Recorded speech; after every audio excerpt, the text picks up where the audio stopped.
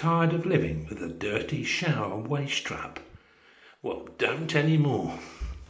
This is what you do. Lift the top off and drop one of these in. That's a dishwasher tablet. Do it twice a month. And trust me, that will keep your waste trap clear.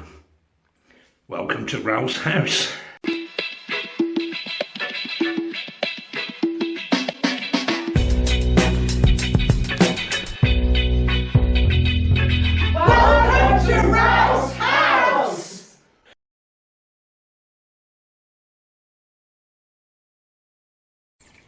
I've had all this wood stacked up for quite a while. This is replacing the fence along there and also along the very back of the garden, you know. I've got some more there, more posts. I need to get these cleared before the autumn so I can open all this up again. But we've been making some progress in the garden. The pond's kind of looking after itself since I made this new surround.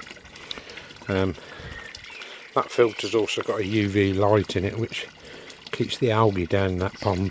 What it does, the UV makes the algae sort of clump together, and then the filter can trap it. So every now and again I have to open that up and give the filter a wash out with a hose, but no real big deal on that. Ferns are doing well since I moved them to pots last year, but what I've been doing today is hosing down this path, even though it's been raining, to get a lot of the mud off it. And then as the week goes on I shall get it cleaner and cleaner. I've also been assembling a lot of the pots that I've got. But yeah, I feel I'm making some progress because now I've got a 6-foot wide path instead of what was 12 inches at one point. Yes, I know the difference between 12 inches and 6 foot. There's also some other timber here. Timber is a very expensive commodity now. And all this has been tannalised, so it's weatherproof timber.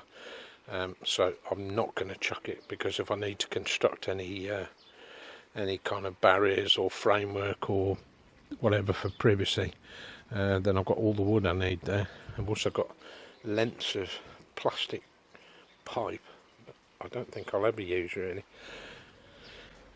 My dad collected water from this roof, and that's why he got this bit of guttering going down there. I think he collected everything on the roof into a rain butt. Well, I'll collect so much, but to be honest, I'm not short of water in this garden at the moment.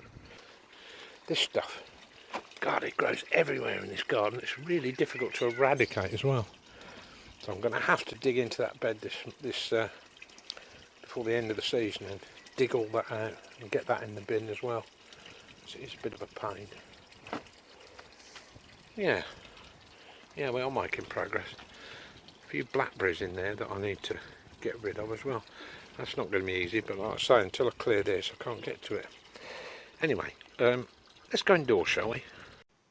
A couple of months ago I mentioned about this. It's an alkaline battery charger.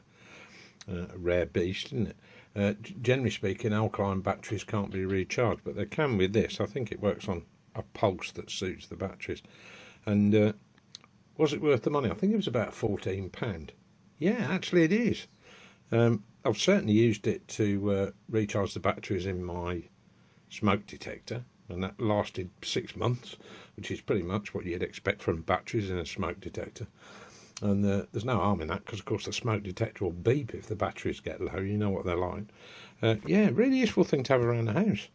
And I think the kind of expected charge cycles you can get is probably about 10, but it says putting them in landfill, doesn't it, after that first charge. This is true of so many batteries now, particularly lithium batteries. And and Big Clive, I don't know if you're familiar with his channel, he mentioned this about people that use e-cigs, disposable ones, and then when the battery's depleted they just throw them away. Well, those things can be charged hundreds and hundreds of times. It just seems a waste of the materials and not particularly good for the environment. So, every little helps, isn't it? To coin the supermarket's well-known phrase. So, yeah, alkaline battery charger, yeah, worth the money. I think so. Well, we're back out in this porch again. And I'll tell you for why, because the surveyor has actually just been surveyors, well, it's tape measure work, isn't it? And when you've got something with an arch like this, you've got to get your measurements right. And as you pointed out, the distance between this wall and that wall can vary as you go down, because buildings move. And I've got absolutely no hope of getting a second-hand pair unless it was from a neighbour, because all these houses in the, well, any big city, they may look similar, these 1930s bay windows, but the doorways are all different, the widths are all different, it's different builders, you see. So if you've got the same builder has built a whole street, yeah, well, you'll get a match, but I'm not going to be that lucky. And there are just some jobs you just have to accept that you can't do yourself. No, as you can see from the outside, it's not in the best condition. What I did last year, I think it was, I put a coat of this dark varnish on it again, so it just looked half reasonable, but it is rotten. I mean, if you look on the inside, so you can catch the light, it's not good, is it? And I put this in, which is just, you know, it's the sort of stuff you find on conservatory roofs, isn't it? I can't remember it. Yeah, no, there wasn't any glass in it. There was just some other kind of perspex in it. Oh, he had it the other way. I think my dad cut it so it was that way, so he'd done the same thing. Not ideal. It keeps out, well, it doesn't keep the heat in. That's the thing. So I think they expect it will be sometime around, possibly around September this year, because, you know, you've got to allow for them. They've all got to be built, and they're making lots of other ones, and to do lots of checks to make sure. Anyway, I should end up with a letterbox on this side. Basically the same thing. This is the dominant door that opens. The big difference is, because with these, they open inwards and they scrape on the floor. So the replacement ones are going to open out and have restrainers on them so that they can't open too wide, do you know what I mean?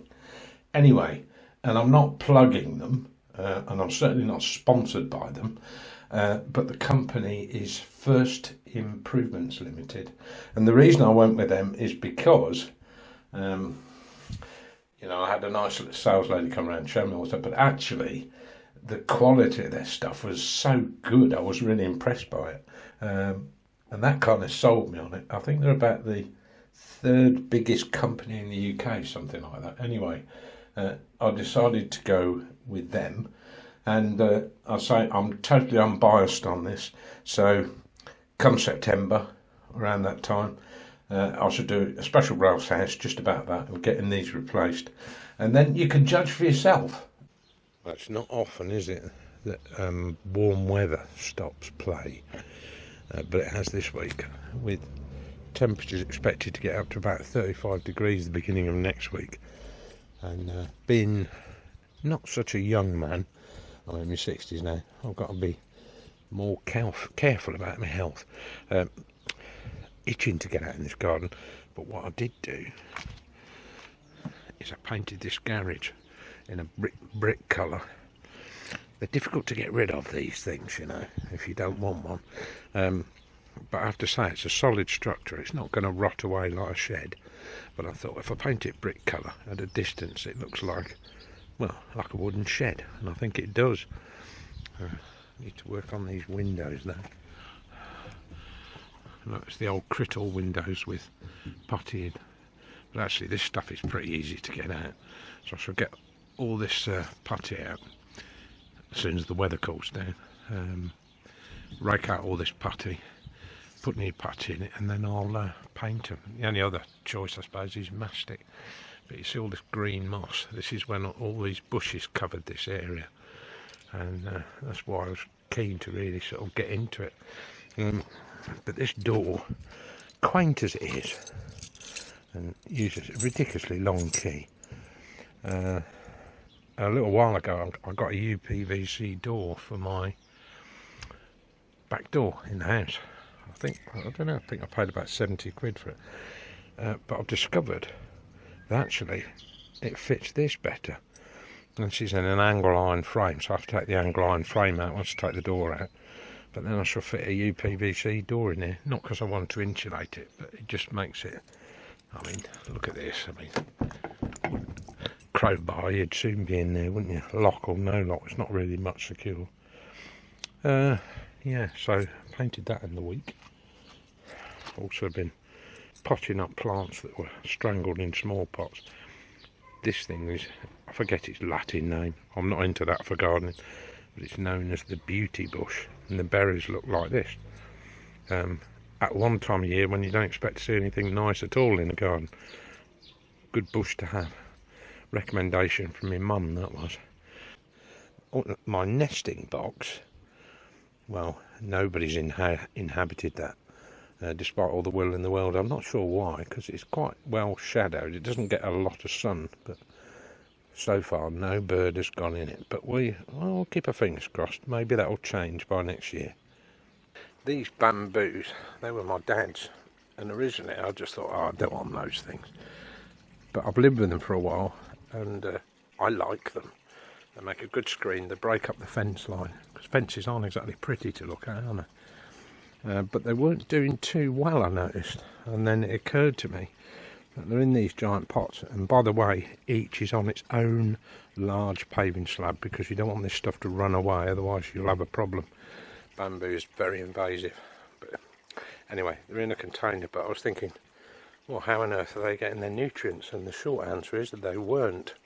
So fish bone meal, that sort of stuff, and I've been feeding them pretty regularly every day, and they are really greening up. I'm really happy with those. Brilliant. So that's where we are with the garden. This is possibly, well, it is, it's the worst part of my house, this old conservatory at the back. Now originally there were plans to extend it out, former girlfriend's idea, and like most men I'd have gone along with that, whatever made her happy, but I'm not in that position now, and I've been looking at this, deciding what on earth to do with it, and I've come up with a genius idea that won't cost very much money. There's a stack pipe around the corner there, that only goes that far up. That should go up to the roof under building regulations, but the biggest problem is can't get to the guttering, and you see this got a grill at the top. That's to stop snow dropping on the glass roof and going through it. And next door had an extension built, presumably they had one at one time, and they've also got one. And I do want to get up there and replace the guttering, which does need doing, and get rid of this bracket that's across the front. And also, if you look across the back window, there's these brackets on the wall. They're there so you could put a scaffold board across and work on your guttering. They're not exactly very pretty, but I found a way to reuse those brackets as well. Now, what I'm going to do, take all the glass off, take this roof off completely, and if you go inside, right up at the top, you've got all this ugly stack pipe, and I thought, how am I going to hide that? How am I going to make this look nice, considering that it's been painted white, which is not great. The roof is, it's like a wooden plate the roof rests on, and then you've got a frame in these horrible crystal windows and a brick wall. So my plan is take the roof off, take this front out completely, open it up, and what I'm going to do,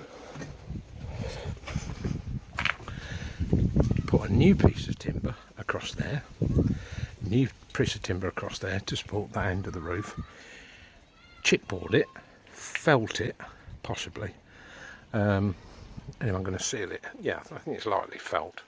I'll get these brackets off at the same time, sort out the guttering, but I'm going to convert this into the canopy from a railway station. And you're thinking, what? Yeah, well, think this out. This would be all open, I'd have a pole this end, a pole in the middle and a pole at the other end. Cast iron brackets at the top. The wooden beam across here, I'll have like, you know, like an upturned picket fence like you see on railway platforms going across the front. A few tin plate signs. Paint the downpipe and the stack pipe green. In that corner, it's got a bare bit of wall, I shall make the front of a ticket office, something that screws onto the wall, if you see what I mean, made out of wood. And yeah, and then I'll be able to put tables and chairs in. The front is open, so on a hot day you're not going to cook, you're in the shade, and on the morning you can come out and have your breakfast, and it will just look fabulous and not cost much money. So to all my friends in the week, I said I've got this genius idea to sorting out my conservatory. That is it. When you consider the costs involved in materials, well, you're in the hundreds, not in the thousands. Ooh, a bit windy. And I may even be able to bring some of this bamboo in as well. Sack barrow in the corner, a couple of suitcases. Look fabulous, wouldn't it? And all lit up at night with little lights. Yeah, so that's what I've planned to do with that.